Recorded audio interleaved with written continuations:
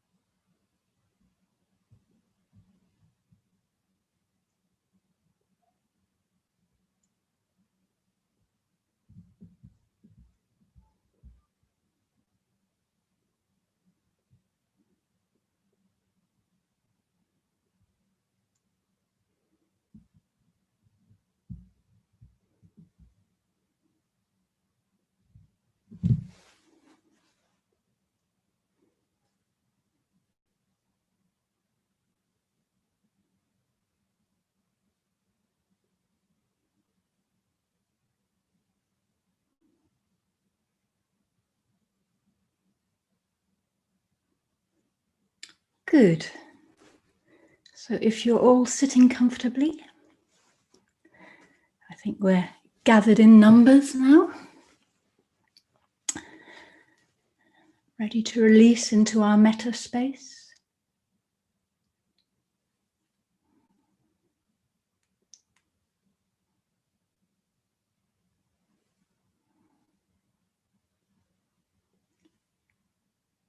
So taking our seats,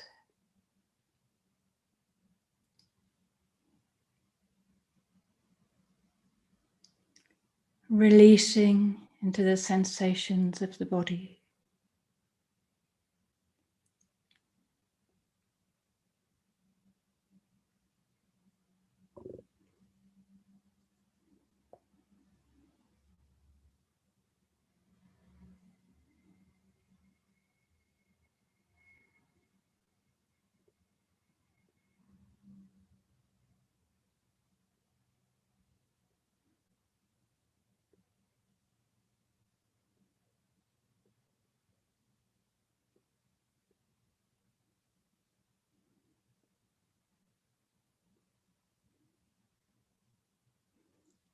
Releasing more and more into the sensations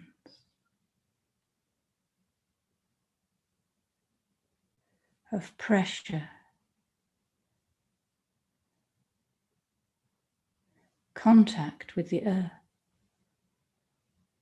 as gravity flows through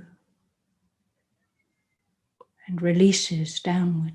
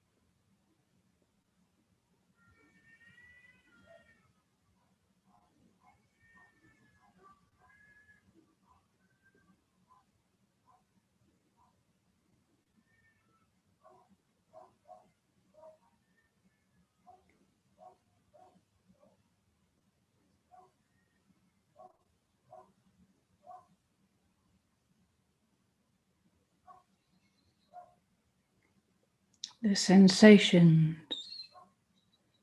of the head and neck.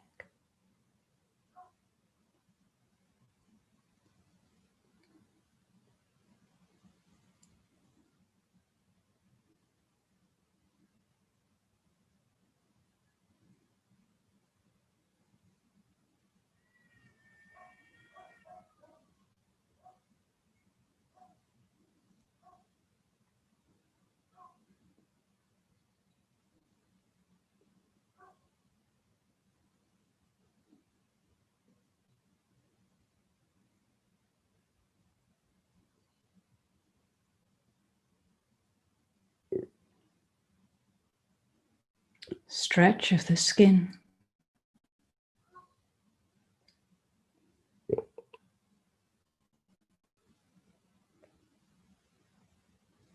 Feeling of the breeze or the air on our face.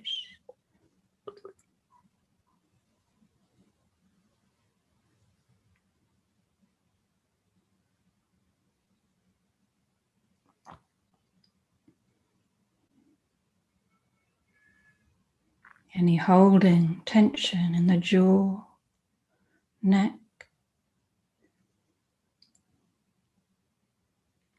the movement of the eyes under our eyelids.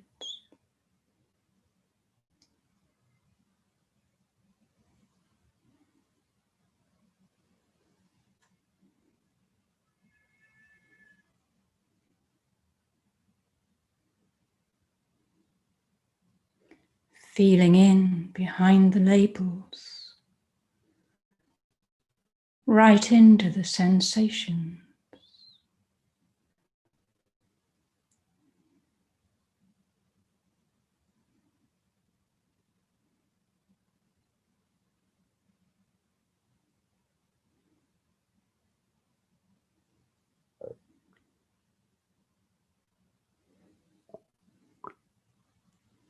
Coming down the back and shoulders. The rise and fall in the chest.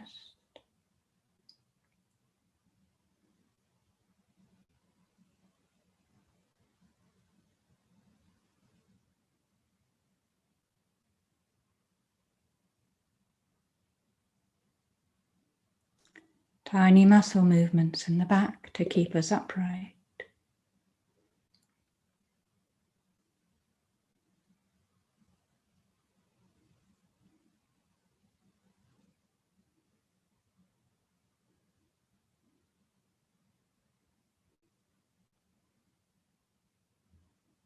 Maybe tingling in the skin, pumping of the heart.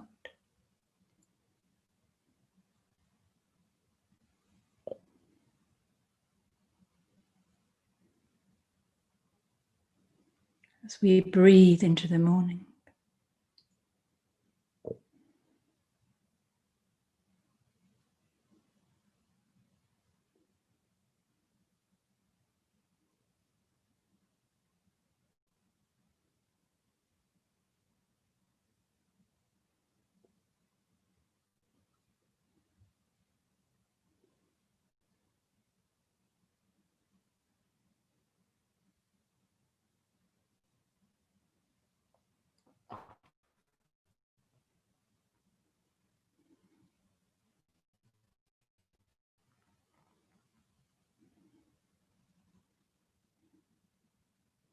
The sensations of the midriff, the lower ribs, the belly.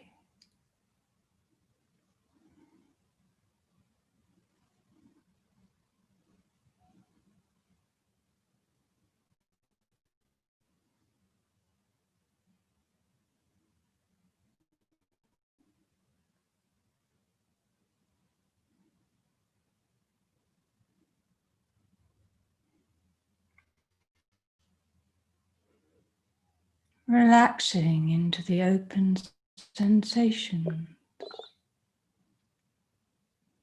the simple sensations of the body.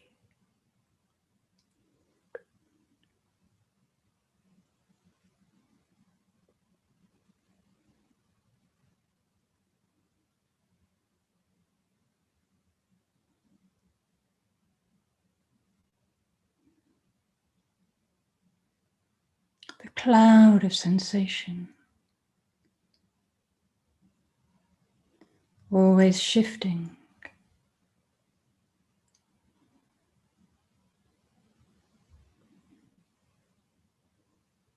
dancing sensation.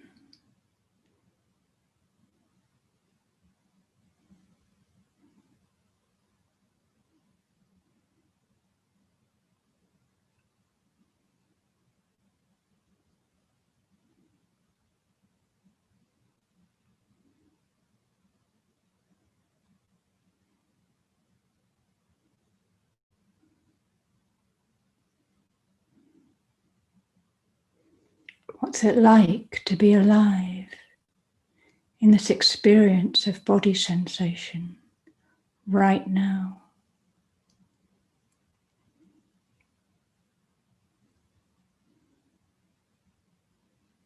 Feeling right in, behind the labels.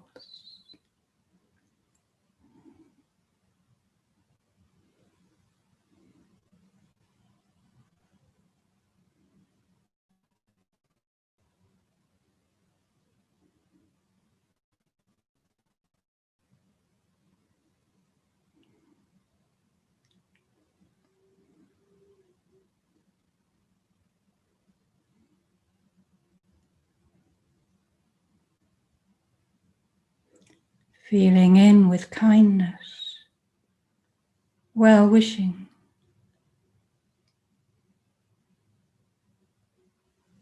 curiosity, newness, freshness. What's it like?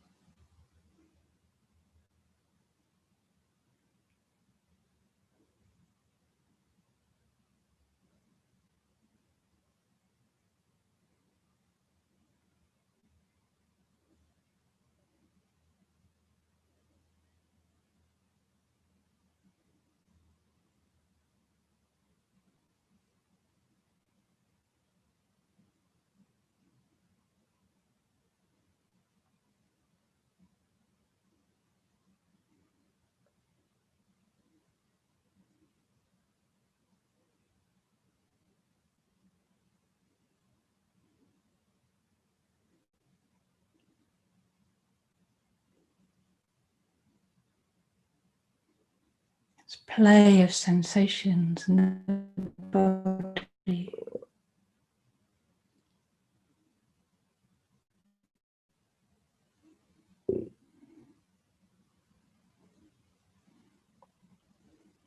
Can we even feel the boundaries of the body?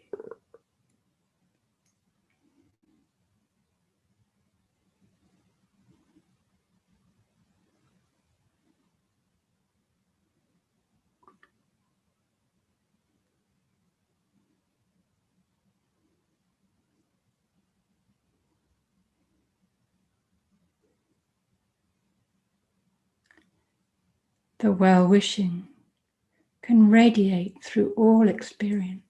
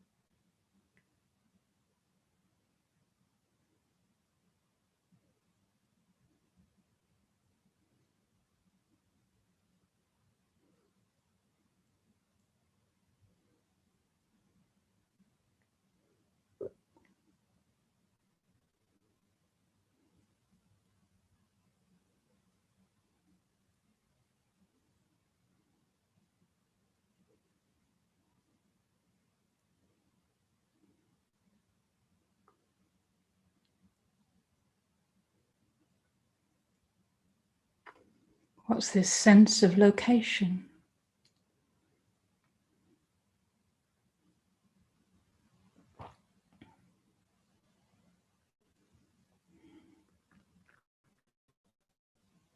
Is there somewhere where experience is coming from?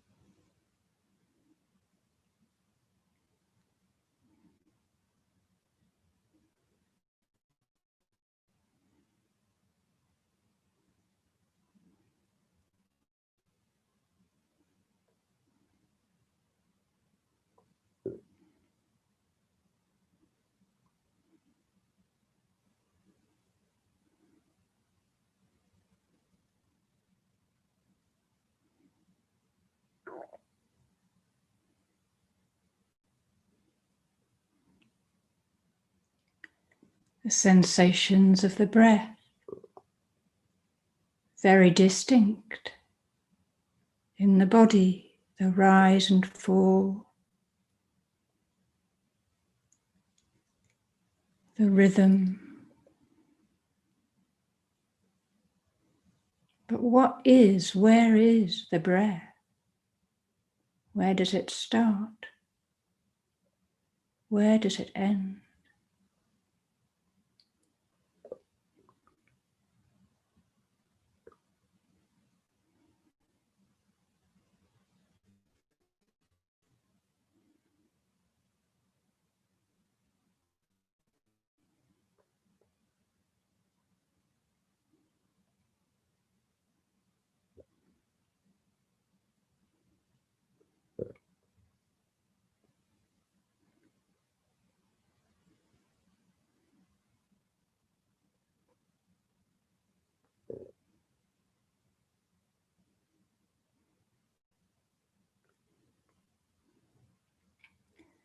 Releasing into the ungraspable flow of experience.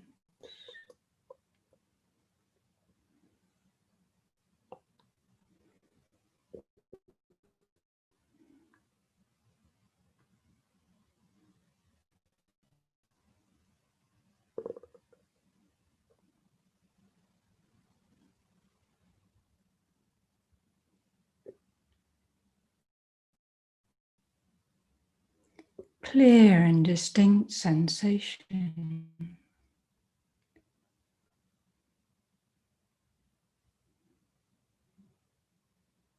Feeling of weight and pressure on the ground.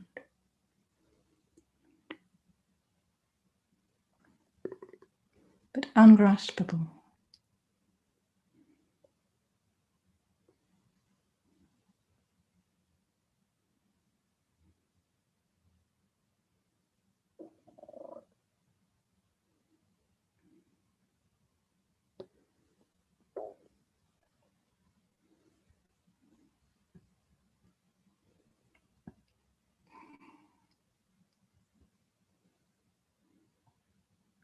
Nothing static behind the label.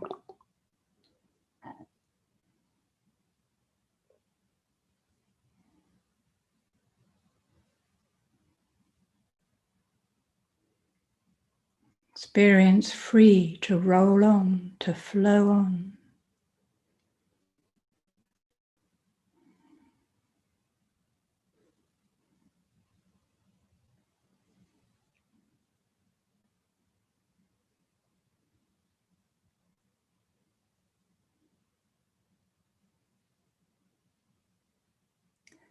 And if we release into this experience, if we don't push and pull, try to fight or construct, there's openness, freedom.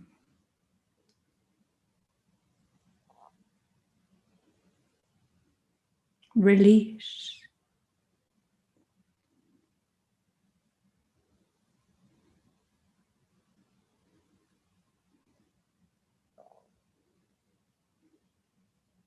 the tension, holding, the struggle. It's all dukkha, suffering.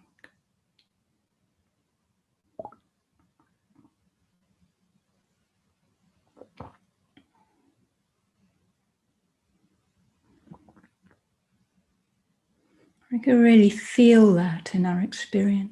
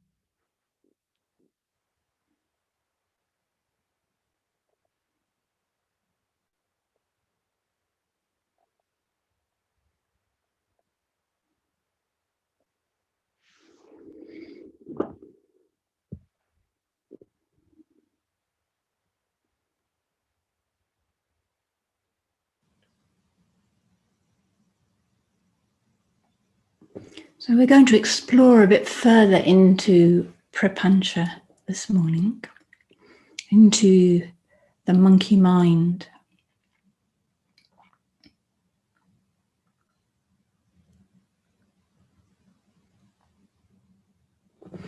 A lot, if not all, prapancha, both the sort of insistent commentary that we keep up and the deeper, more emotionally charged prapancha, a lot of it has something in common. I wonder if you can get a sense of what it is that has in common. What's the sort of common thread of that?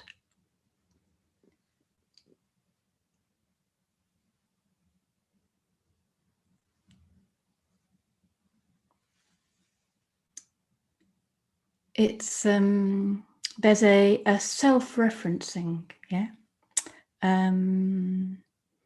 The sort of, we build up this sense of me in the middle of everything, yeah. And then a lot of the energy of the prapancha, of the kleshas, goes into protecting or reinforcing that sense. They're all different, you know, the different kleshas, they're all different sort of strategies to make us feel okay, yeah.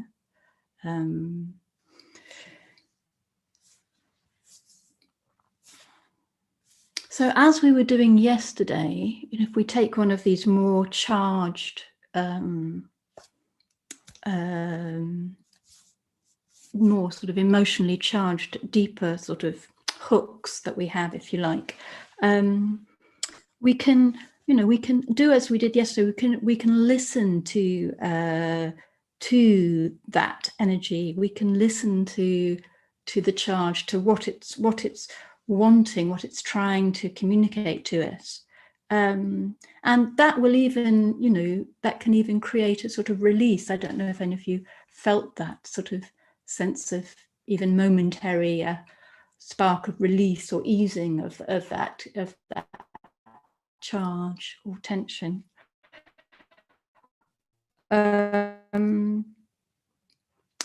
The trouble is, it can come back, you know, because we're still got this, we're still fundamentally trying to hold this sense of me together, this sense of self together, yeah. So we'll bring back in this, this, all the mechanisms that we've have to support that, reinforce that, protect it, defend it, yeah.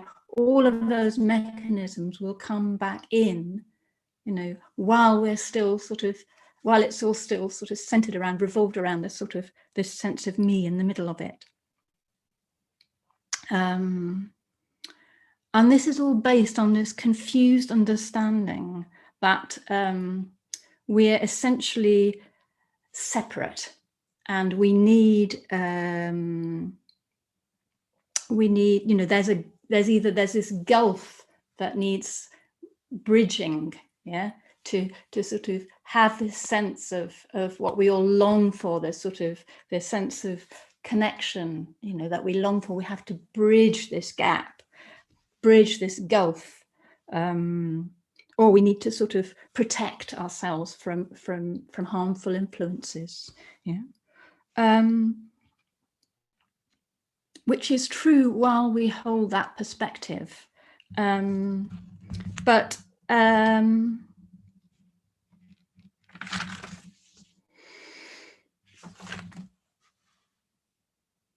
this sort of, you know, it in a way, we're creating this sort of motor of selfing, of creating this sense of self, which sort of generates the whole, it's the sort of generator, the motor for the whole of prapancha, that keeps that sort of sense of self in place, yeah. So if we start to address or release this sort of central mechanism, this idea of this sort of holding ourselves separate, yeah, then we don't need, in a way, any longer to protect anything, yeah, because we're trying to bridge a gap that was never there in the first place, yeah. You know, we have an idea that we're separate, that there's something there, but have we ever found that self that needs protecting? All I can ever find when I look is a sort of fluid set of dynamic processes. You know, I find a lot of this, what I call selfing tendency, this tendency to create the me in the middle of everything and to support that with everything. But I've never actually found that you know, solid central self, yeah, that's static and always there.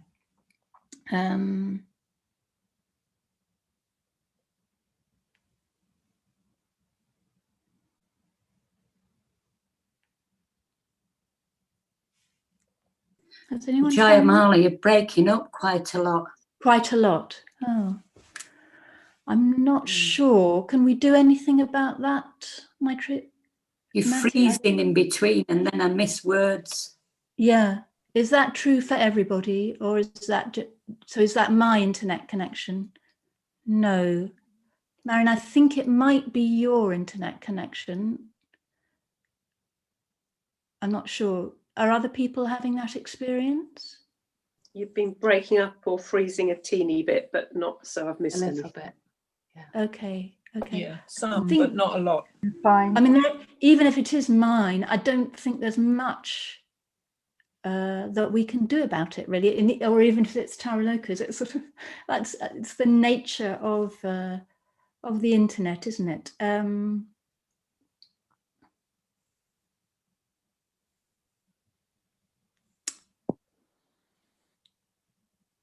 Yes. Do you get the sense of what I'm saying, Marion? Is there anything you'd like me to repeat? No, if I would, I'll say. Okay. Just wave your hand or something if you want me to stop and repeat something. Okay. Good. So, do we get the sense of what's going on here?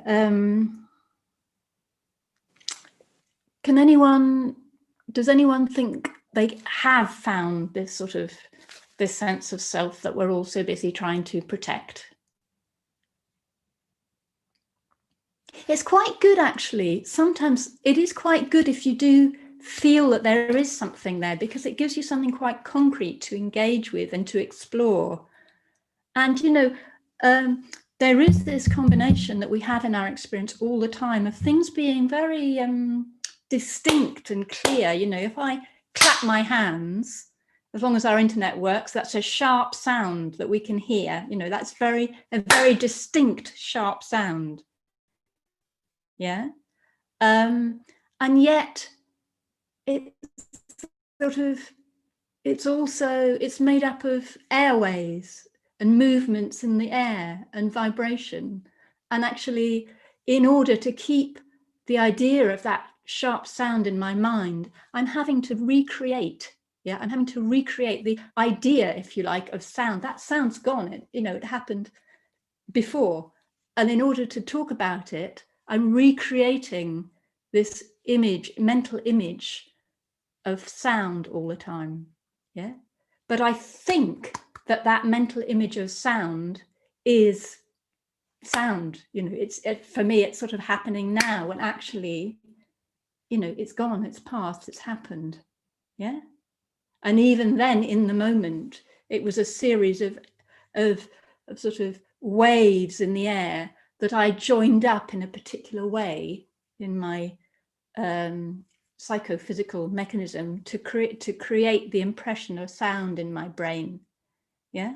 So we have this sort of but sometimes when we see, oh no, you know, if we start to unpack the assumptions we bring to things, we think, oh no, it's not really like that. And we lose this sense of the sharpness and the distinctiveness. Yeah. So it's the art really is to hold this sort of the ability to explore and unravel our assumptions about things. Yeah. Without sort of losing this sort of this sense of clarity of distinctiveness of experience. Yeah. So this is one reason why we put such a lot of emphasis onto going into the felt sense. yeah, of our experience, because that's a very sort of good way of holding both of those things together. You know, you're really in touch with how something feels, and yet you can't find the edges of that. You can't find, you know, the thing, in inverted commas, behind the label. But we're always, all of us are constantly thingifying things all the time. Yeah, we're constantly sort of creating these sort of solid, you know, solid me in here, solid you out there. Yeah. Yes, Deborah. Yes, hello. Hello. It's just on that point about selfing. I think, Yeah. you know, I'm very conscious that actions have consequences. Yes. You know, how I'm acting and my skillful Yes. communication. But also as well, what I get back, I can take quite personally, and it's all about me. Yes. It's getting that. Getting the balance. Yes. Yes. Yes. I mean, and actions very, very much do have consequences, but we hold those around this sort of idea of self. Yeah. Which we need, you know, sometimes in meditation, I ask myself the question, do I need to have a sense of self for this experience to be here? Yeah. So actions can happen, the volitions can happen, they have consequences, but we add on an extra layer of me to that. Yeah. Yes. And the area of actions having consequences and volitional activity is one of the strongest places where we identify that as me. Yeah. These are very subtle things, and it's, you know, it's worth just taking the time to explore in our own experience. You know, okay, so there's a response there, you know, and it will have a consequence, but does that mean there needs to be a me in there? Yeah. But it doesn't always, it isn't always coming from us, is it? On Wednesday, sorry, here, Pat. Pat, hi. On Wednesday evening, I went to my Sangha night, and we were put into groups to talk about our preferred Buddha image. And I mean, there were quite a few people in my group. I didn't feel moved to say anything. And then this man, David, I think his name was, he said, "And what do you think, Pat?" and I felt this great sense of self coming down. Yeah. Me? Yeah, exactly. Yeah, that's brilliant. That's a brilliant example. Yeah, that's right. It can come, you know, and that's a clear example. We sort of, you know, there's a sort of and then there's a sort of self, you know, and it's really good to sort of watch all the places where that comes up. And yes, you can bring in the sort of the protection when you need it and the separation, but you still don't have to sort of you know, me it all the time. Actually, no, that isn't helpful. The consequences of you know, taking that on isn't helpful. Yeah, no. But it still doesn't have to revolve around me. Yeah. So these are. Yeah, I thought afterwards it would have been better to say that I didn't have anything to say, instead of him allowing him to push me into a situation where I had to adopt, you know, the me mask. Yes. So, okay, so I think we got a sense of that. All right, so can you see? Can I just? Hi, it's Lucy. Lucy. I think that I do struggle with this a bit, because sometimes I think what I confuse is a continuity of remembered experience with me. Yes. Do you see what I mean? So I can think. So yesterday I was thinking about stuff from my childhood, for example, or how that's now playing out as an adult, and that is like a continuity of experience, And it couldn't have been something from somebody else's childhood that then played out as me as an adult, or maybe it could if I was completely open or something. But so there's this kind of continuity, but underneath it, if you go deeper and deeper underneath it, you can't actually find what the same thing is. Exactly. Very good. So I that's think that's perfect. You see, changing. so what's happening there is we're finding all these ways where this sense of me is lurking in the shadows. Yeah. And where we think, oh, there's a real solid sensation, so it has to be me. Or, oh, there's a sense of continuity, so it has to be me. Or, when we think, oh yeah, no, we're free of that, and then someone challenges us, and there's a no, me, I'm not going to do that, or I don't, and sort of me. So it's, if we want to unpack these assumptions, it's actually great to sort of notice all these places where the me is rising its head, and then we can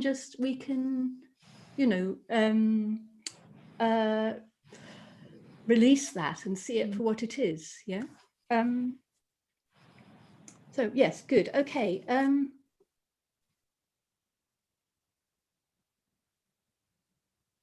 So we've got maybe a sense of how do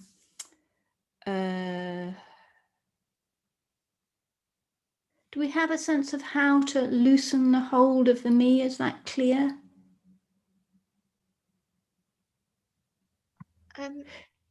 I just wondered if I could ask a question about, I think it would help me if I understood the concept behind the letting go of self. Yes, and sorry, who? It's Caroline. Where are you? I can't. Caroline Day.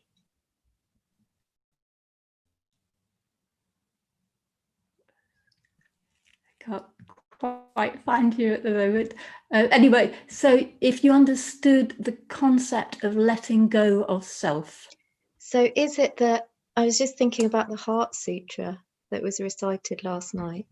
Is it that essentially there's an energy, an indestructible energy, which is neither born nor destroyed, and it manifests in physical form that feels like a separate self, but it's essentially non-divisible? I think probably the even calling it an energy. I mean, it's like I suppose that the key is to really learn how to engage with and look at our experience, so we can see for ourselves what's there and what isn't. This is a very much sort of the Buddha, invites us to come and find for ourselves. Yeah. So we look and we see, that's why I said, well, find it, show it to me, actually, in a way, because it engages us with the search. And that's more important than having this idea of, so what did you say to start with? A concept of getting rid of this. How did you put it? I'm not sure actually, but I think it was I think it was freeing myself from the self. If yes. That's so, what. So it's I suppose it's like, well, what can we find in our experience? Yeah. Can we find that sense of self? Can I think I mean, I don't want to talk for too long, but I think that's where the direct experience for me, as someone with a lot of physical pain, is a very embodied one, and therefore the self feels more defined, because what I feel is a very physical sensation, which feels very embodied. So therefore that's why I was asking about a concept, I guess, because a concept would perhaps help me transcend that anchoring to a physical body. Yeah. So I think in terms of practice there, you're onto something in terms of including all the other sensations. Sound meditation's quite good for that, just to balance out the sort of, there's an overemphasis there on physical sensation, and probably it's hard to get that sort of sense of fluidity in there when there's a lot of pain that we're working with. So maybe working with sound or something like that, is a more useful way of working there. I still think if you do look, you wouldn't, there's a link being made there between strong experience, strong physical experience, and being embodied and self.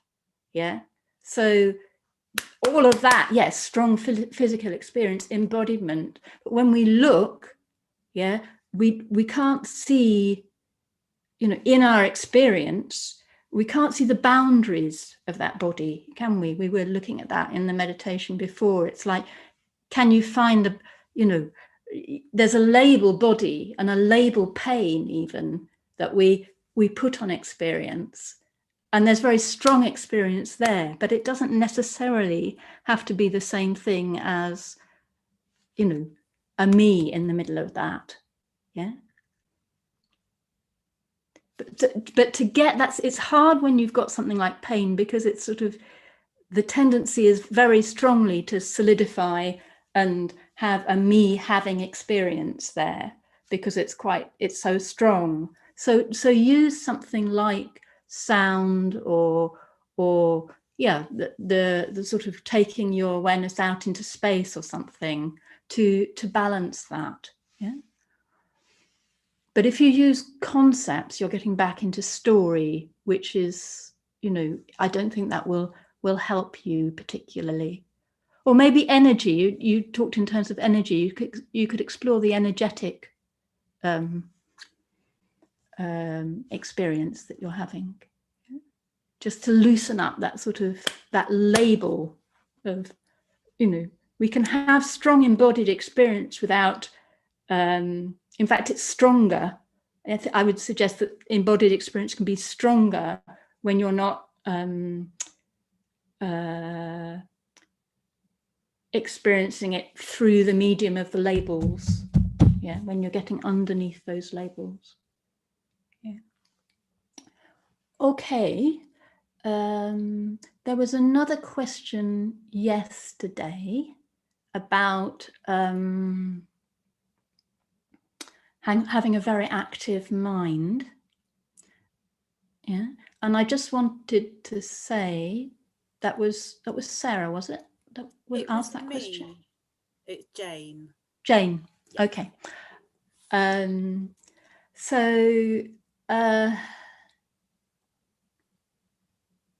Yes.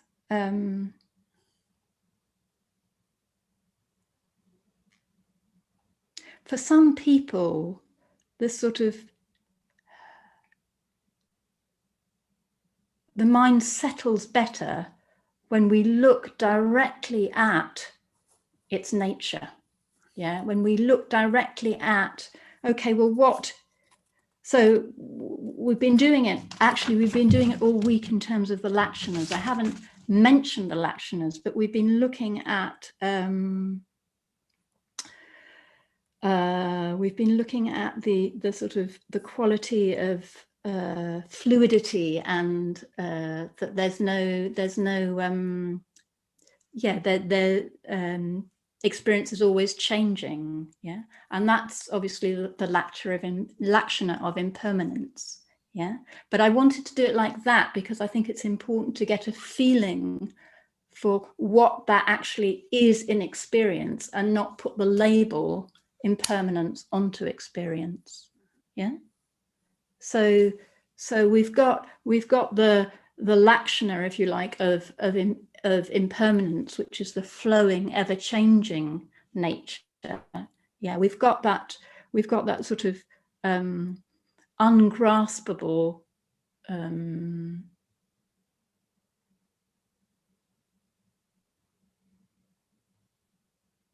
unpin-downable, evasive. You can't really sort of, you can't find this sort of solid substance in the middle of everything.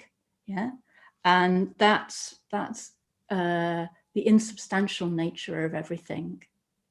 And then, as I was bringing out this morning, if we release into that whole fluidity and unsubstantiality, there can be this tremendous sort of release and opening. And where we find the closing, either the physical, mental, or emotional closing, that's suffering, that's bringing dukkha into being. Yeah. So you can immediately find those lakshanas in our experience. Yeah. And in fact, all experience has that quality of fluidity, yeah, of fluidity, of ungraspability, yeah, of constant dynamic evolving. Yeah. I can't find self, I can only find process. Yeah, I can find a lot of selfing process. Yeah, I can find a lot of closing down, a lot of creation of suffering, but no actual solid thing when I go deep enough into, when I sit long enough with everything. Yeah. So we've always got that option, that possibility of, it's a sort of, yesterday we went underneath the sort of story of our charged emotion or whatever it was we had, and we sort of listened to the sort of energetic quality of it. Yeah, we can sort of listen to that sort of just feel it's sort of its fluidity, its ever-changing nature. Yeah, we're looking at what everything has in common.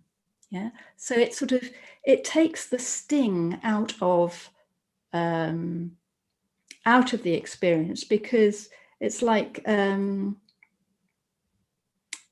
looking at the nature rather than the content of our experience. And it loosens the hold on us, so we can still enjoy the creativity, the vitality, the sharp experience, but we're not caught in the story, we're not caught up in it. And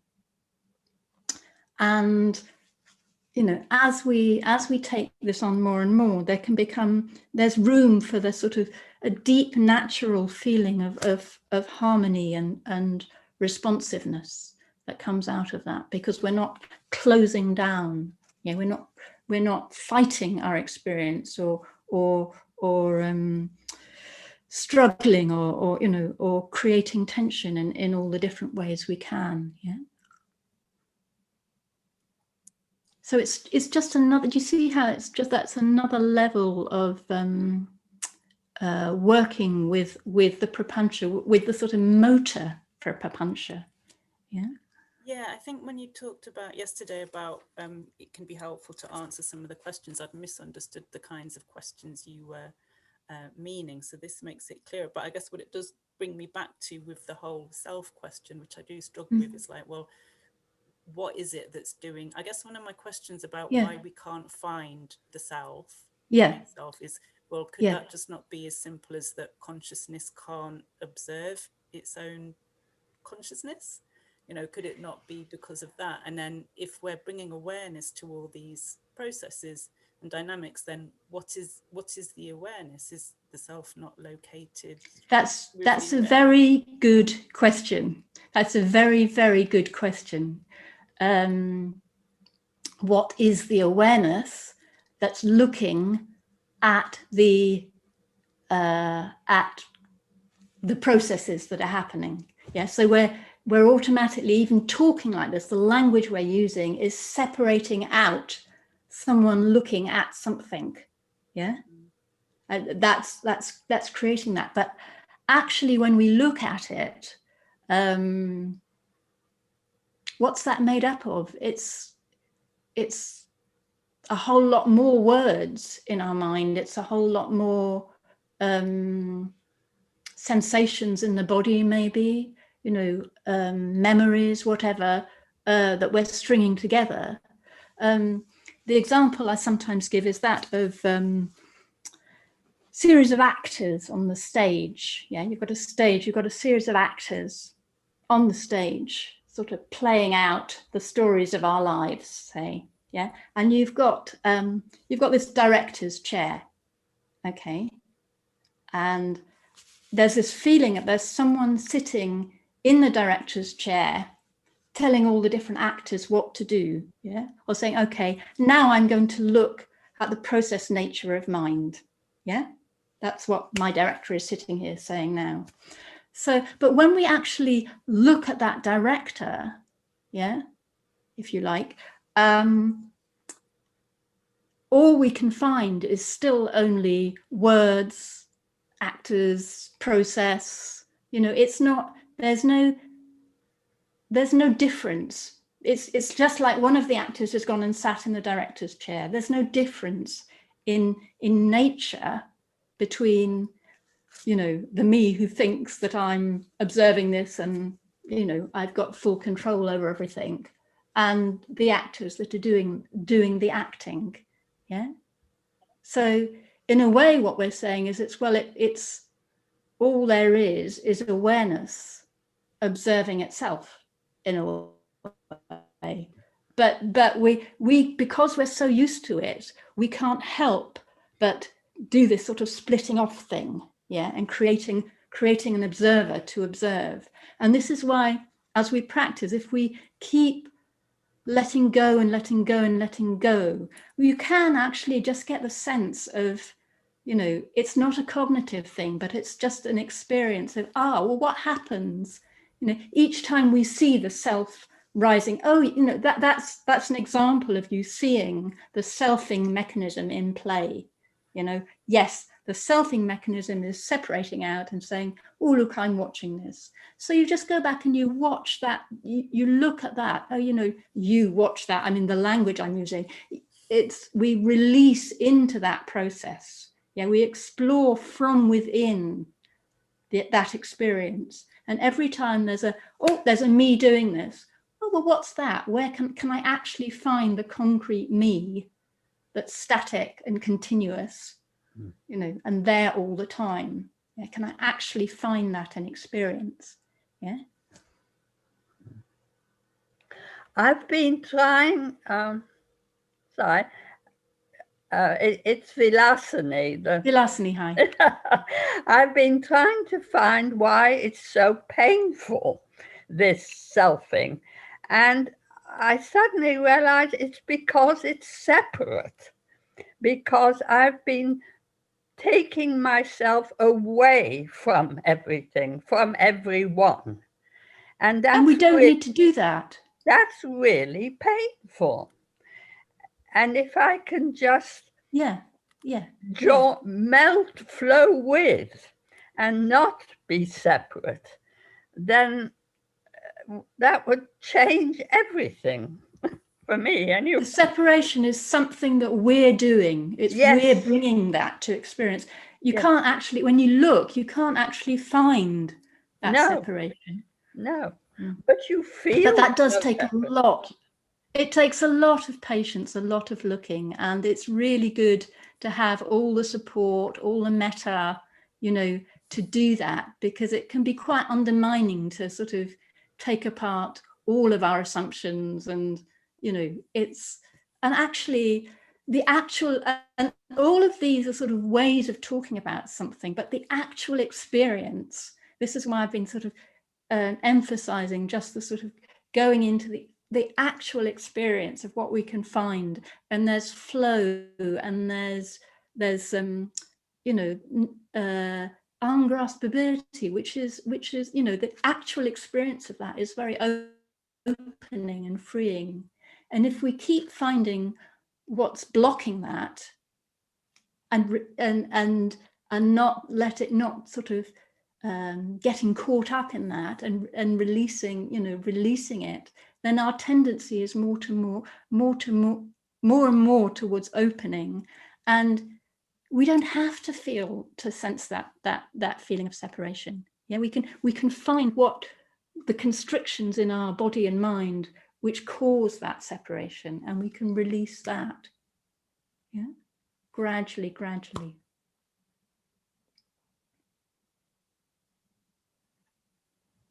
Let's have a break and then come back and do a bit more meditation.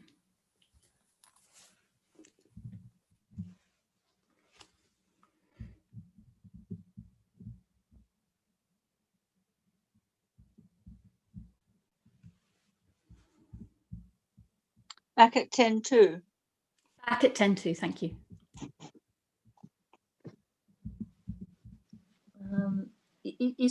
She's gone now. Oh well, never mind.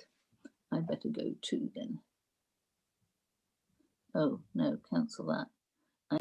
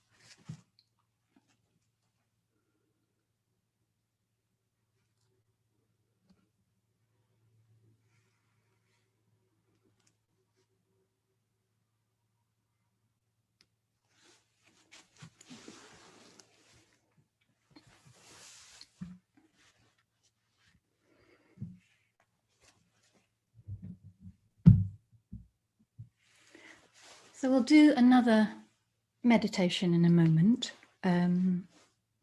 Just before we do, two things. Firstly, I wanted to say that this afternoon, we thought we'd give you slightly longer if you want it in your groups just to report out. So we'll come back together again at 4:45. That's right, 4:45. So I don't know what arrangements you have in your groups, but just make sure you're back here at 4:45. Okay.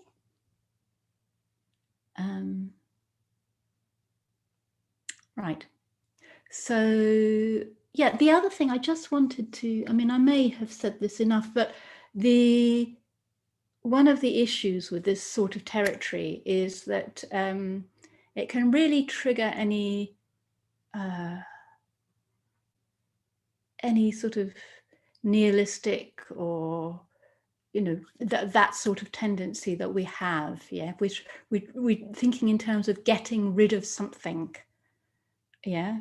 The thing that we're getting rid of, remember, was never there in the first place. So we're not losing anything in this process. There's nothing we're losing, yeah. Just think of the, you know, keep the image of the oxen sort of playing his flute in freedom on top of the ox. Yeah, there's nothing that's diminished in this process. I mean, it can be a bit like, you know, when people talk about, they talk about impermanence. Okay, God, everything dies, right? Poof. And then you've got insubstantiality. And by the way, you don't exist. It doesn't exist.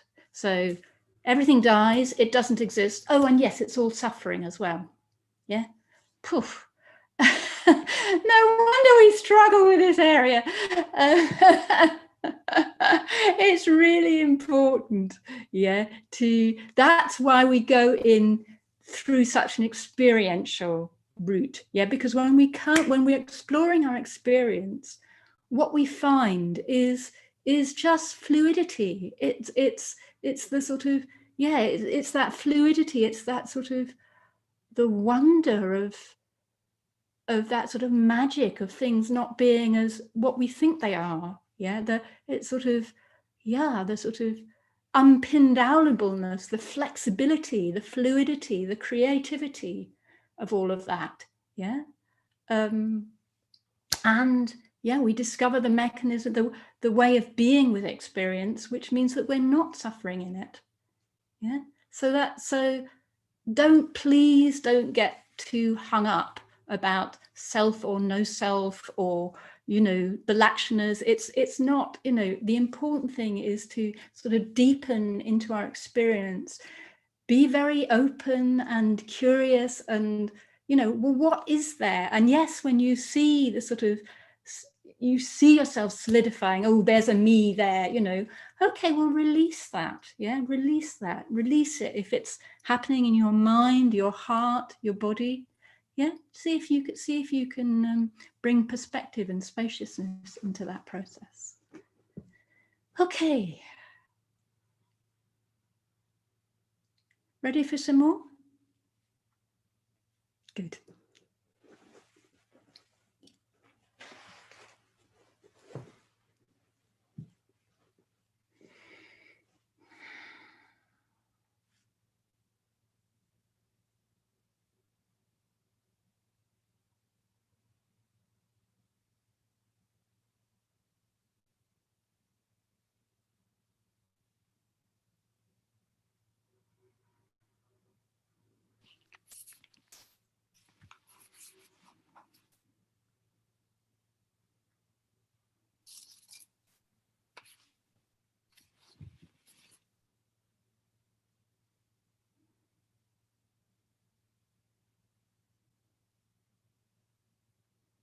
Taking our posture.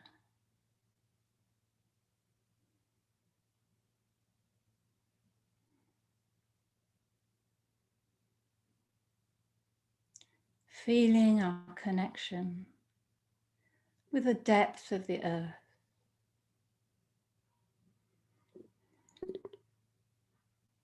Its solidity as it stretches out in every direction and deep into the ground.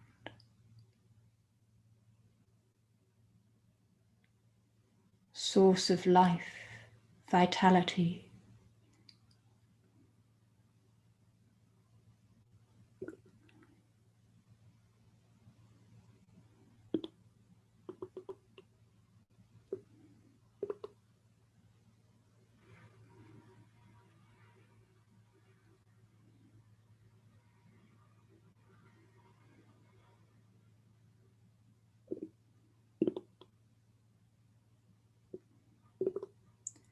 Breathing into the earth,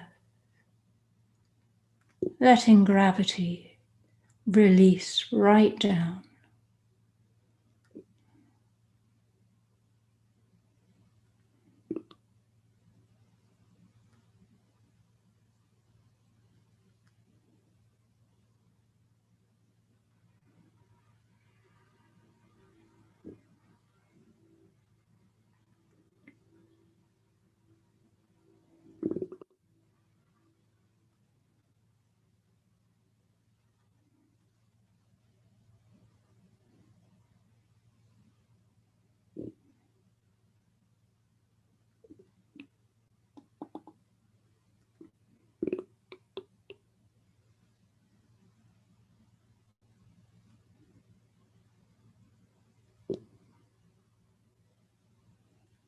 Releasing into the sensations of the body,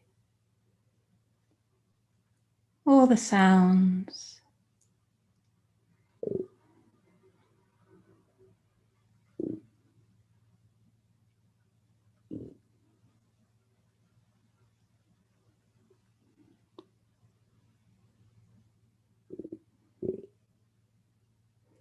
the flow of experience, however it arises right now.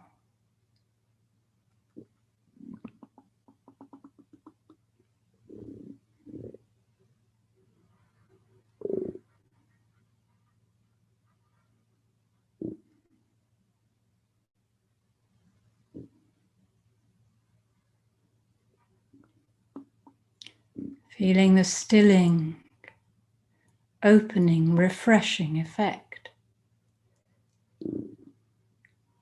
of letting the stories dissolve.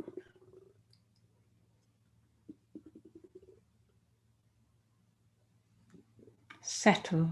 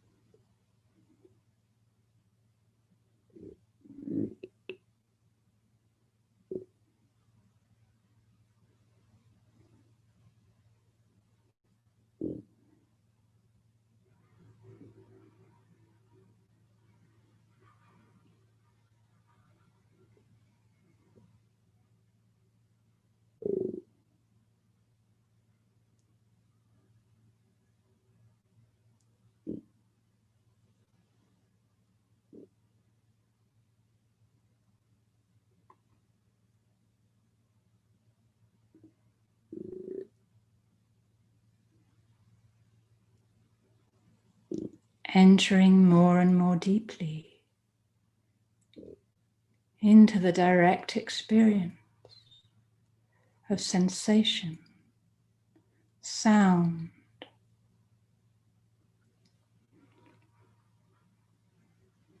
no need to label.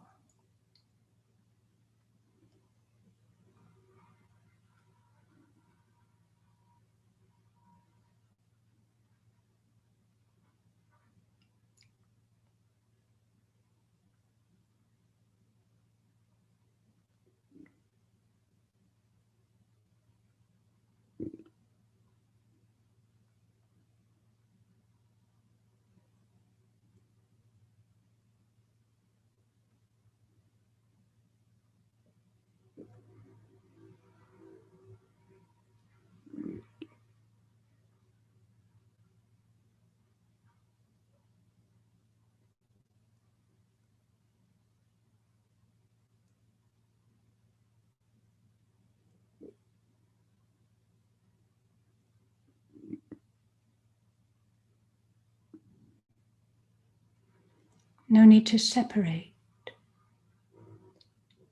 just experience, shifting,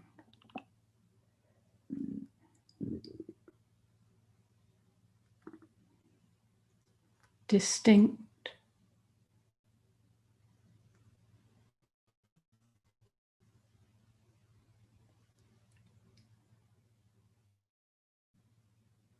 but not possible to pin down.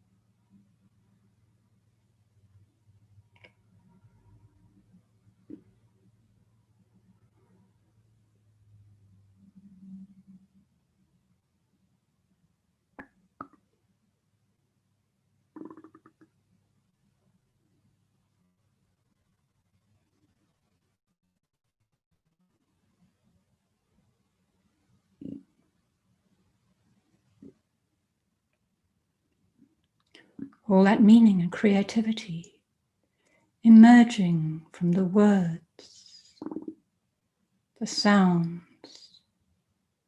the sensations of our body.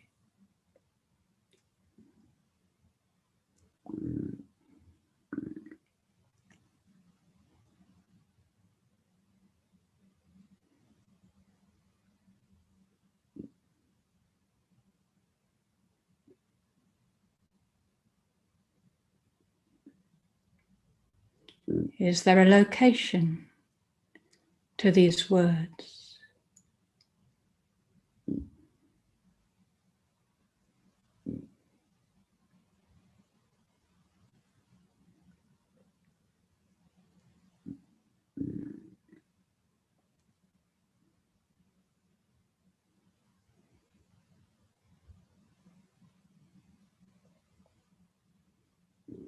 More sensations in the body.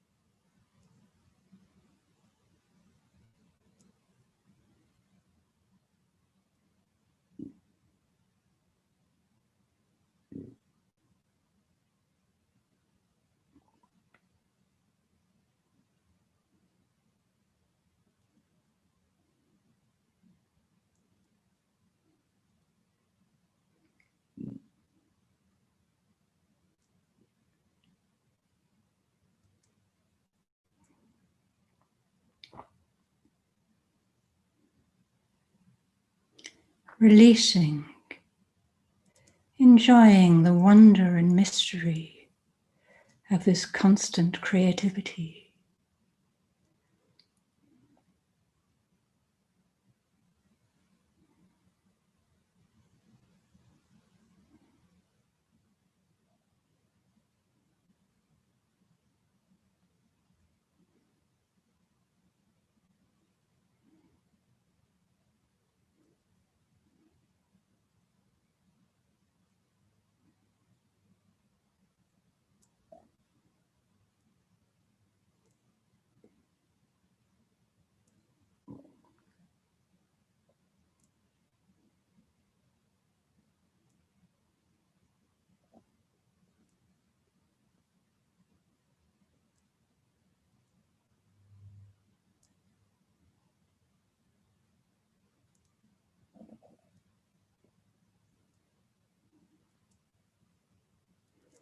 See if you can release any investment in the stories.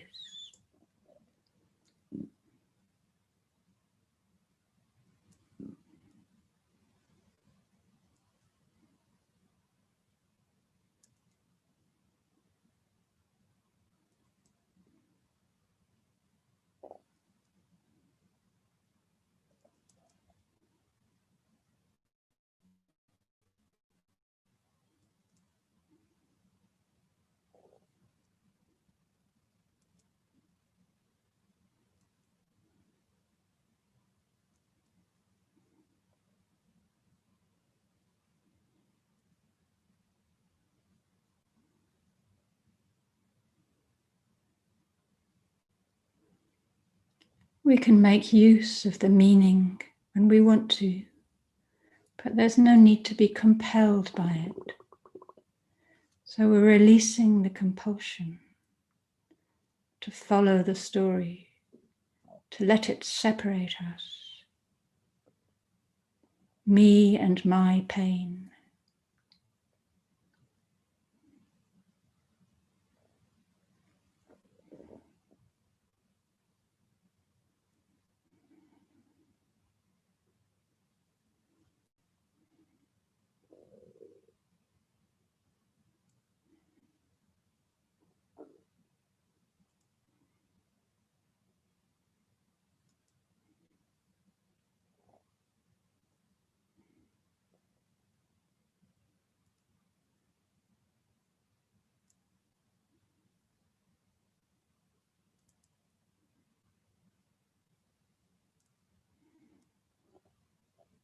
If we get caught in words and emotions, come back to the sensations, the direct sensations of the body or sound.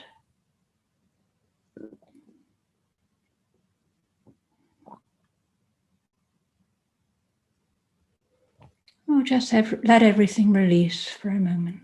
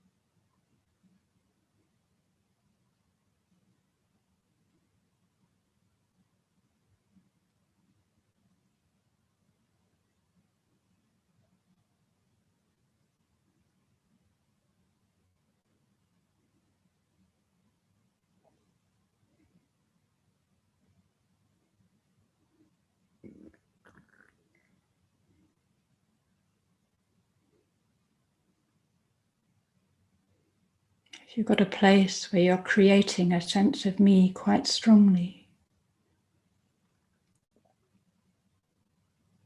just look into that. Release into it.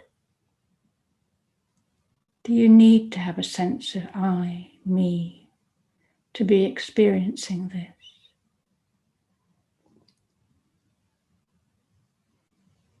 What would it be like to loosen that?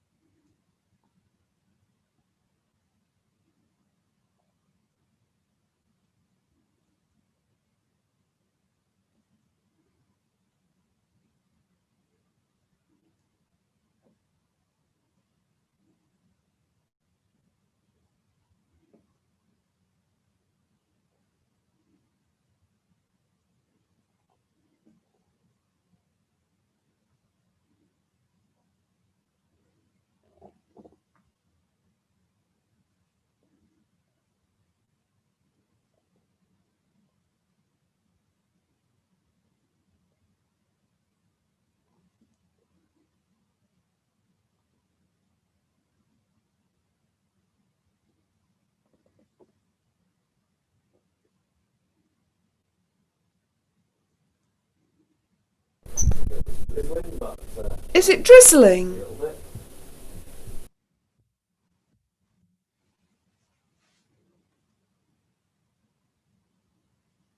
Sound. No need to label, to push or pull.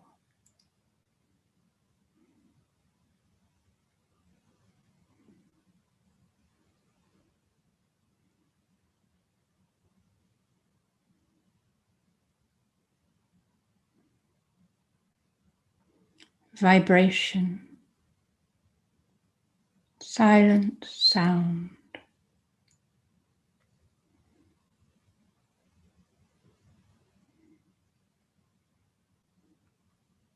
Can we feel the leaning into, the searching? And if so, can we breathe that out, release, open?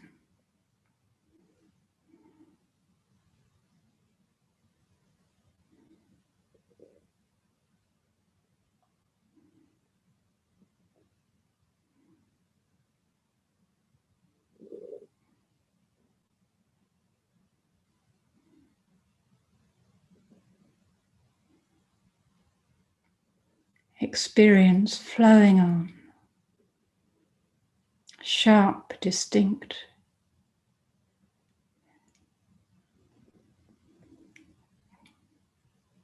creating itself.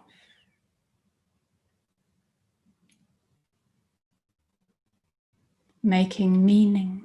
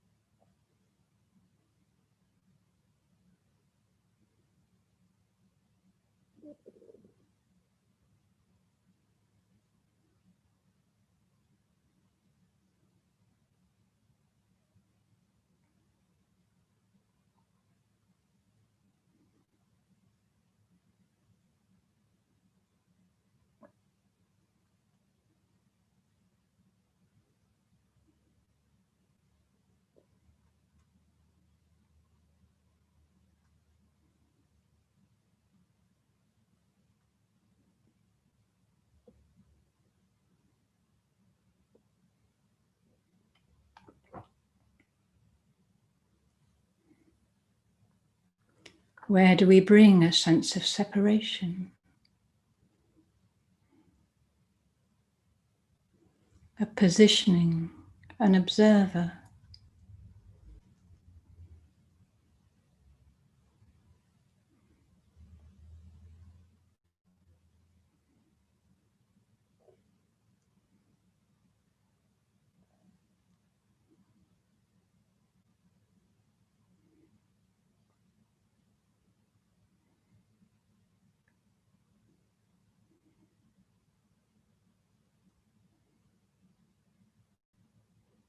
Can we release the preferencing of one thought over another? The thought of me observing this. And watch the flow, be the flow of experience. Awareness flowing on.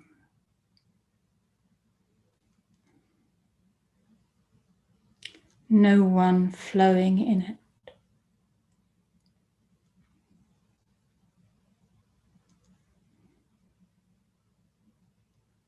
A cloud of sensation, of experience.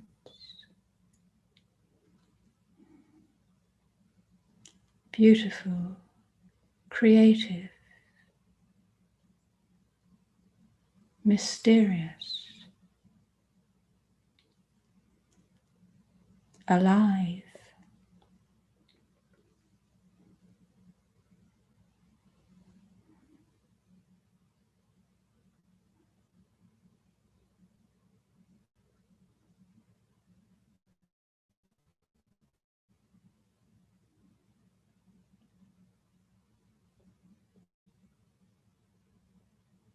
Losing nothing.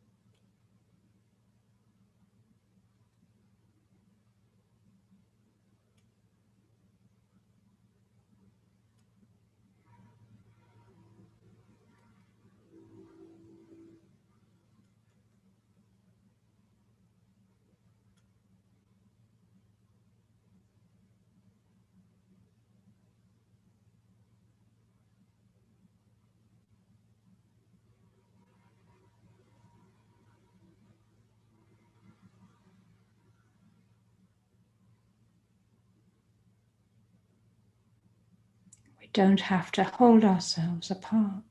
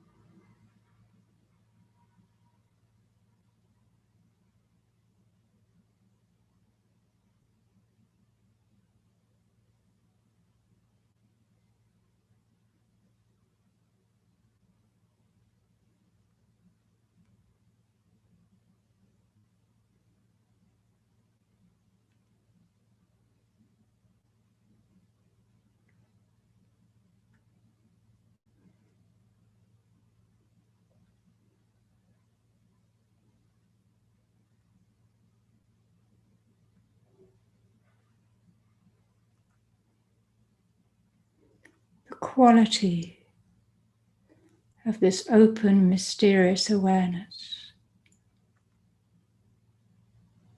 is very harmonious, integrated. No feeling of separation. Naturally responsive to all life.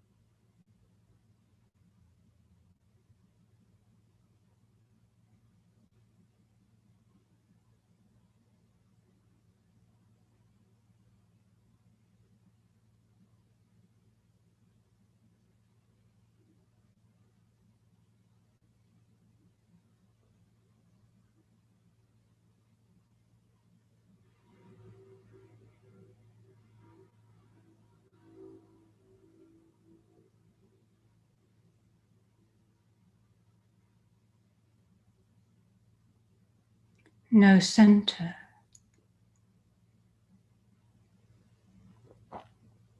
no boundaries.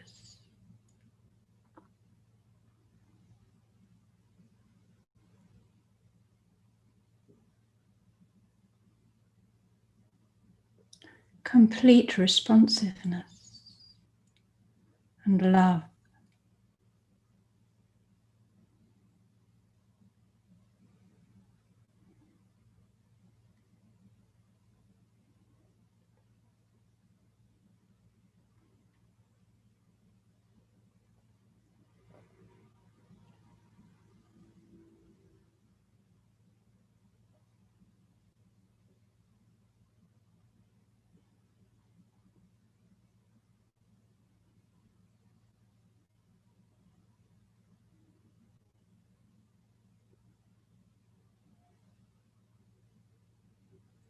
Nothing to protect.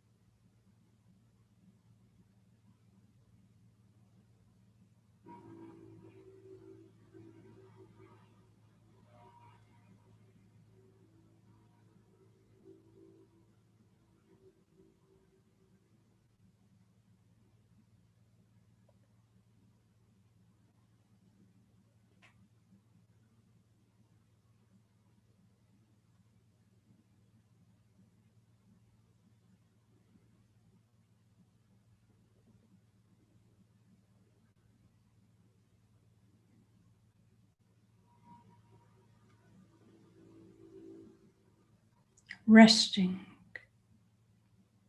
easy, open.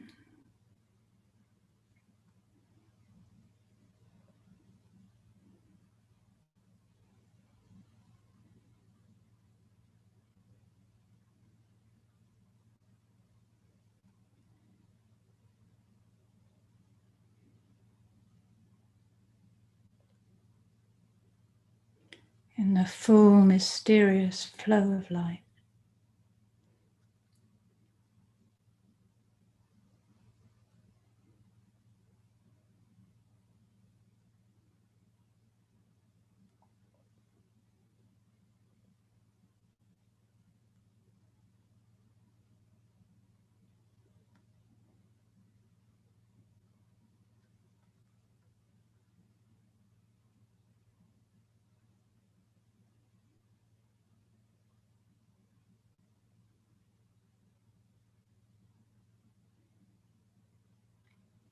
No one to be, nothing to do.